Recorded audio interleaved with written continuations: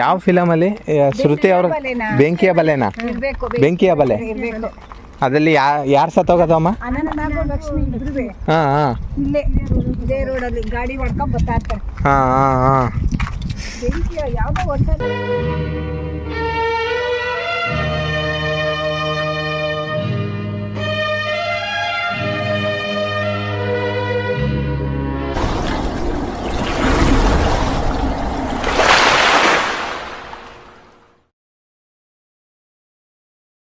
Hi hello ನಮಸ್ಕಾರ ವೀಕ್ಷಕರೇ, ಕಲಾರಂಗ TV YouTube ಚಾನಲ್ಗೆ ತಮ್ಮೆಲ್ಲರಿಗೂ ಆತ್ಮೀಯವಾದ ಸ್ವಾಗತ. ಇನ್ನು ಎಷ್ಟು ದೂರ ಅಂತ ನಡೀತೀಯ ನೀನು? ವೀಕ್ಷಕರೇ, 1983ರಲ್ಲಿ ಬಿಡುಗಡೆಯಾದಂತಹ Anant Nag sir, Lakshmi madam, Thoogudeepa Srinivasa sir, Ashwath sir, Balakrishna sir, Musuri Krishnamurthy sir, Mysore Lokesh sir, Vajramuni sir, ದೊಡ್ಡ ತಾರಾಂಗಣನೇ ಇದೆ.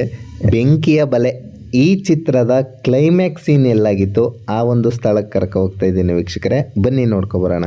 ಇದೇ ನೋಡಿ ವೀಕ್ಷಕರೇ ಆ ಒಂದು ಸ್ಥಳ.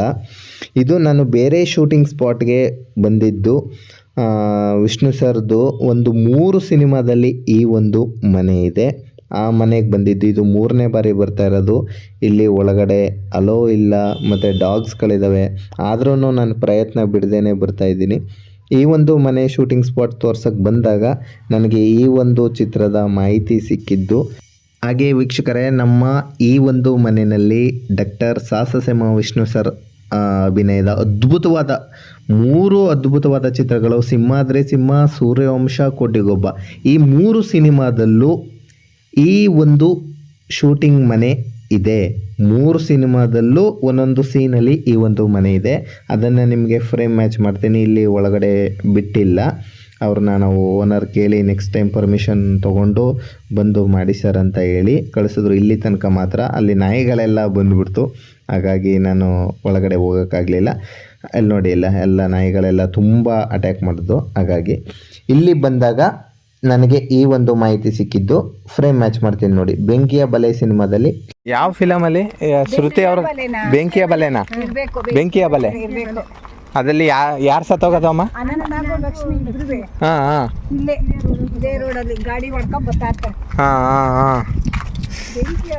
ನೋಡಿ ವೀಕ್ಷಕರೇ, 43 ವರ್ಷಗಳ ಹಿಂದೆ ಅನಂತ್ನಾಗ್ ಸರ್, ಲಕ್ಷ್ಮಿ ಮೇಡಮ್ ಎತ್ತನ್ ಗಾಡಿನಲ್ಲಿ ಹೋದಂಥ ಒಂದು ಜಾಗ ಈ ಜಾಗ ಈಗ ಹೇಗಿದೆ, ಎಷ್ಟು ಖುಷಿ ಆಗ್ತಾ ಇದೆ ಅಲ್ವಾ? ಆ ಸಿನಿಮಾದಲ್ಲಿ ನರಸಿಂಹಮೂರ್ತಿ ಅಂತ ಅನಂತ್ನಾಗ್ ಸರ್ ಹೆಸರಾಗಿರುತ್ತೆ, ರುಕ್ಮಿಣಿ ಅಂತ ಲಕ್ಷ್ಮಿ ಮೇಡಮ್ ಹೆಸರಾಗಿರುತ್ತೆ. ಅವರು ಒಂದು ಪ್ರೈಮರಿ ಸ್ಕೂಲ್ ಮಾಸ್ಟರ್ ಆಗಿರ್ತಾರೆ ಆ ಒಂದು ಸಿನಿಮಾದಲ್ಲಿ.